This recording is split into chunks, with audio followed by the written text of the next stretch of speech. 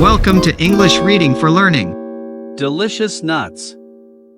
A moral story: only take as much as you need. Johnny loved hazelnuts. His mother kept a jar full of nuts on the table for him. Every day, when he returned from school, he would eat them to his heart's content. But his mother had a condition that he could only eat a handful at a time.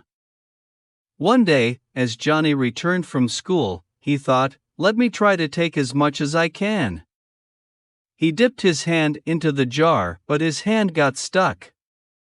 He tried to pull his hand out, but it was no use. Tears began to roll down his cheeks as his hand began to hurt. "I really want to eat these nuts," he said to himself. His father saw him crying and asked him what the matter was.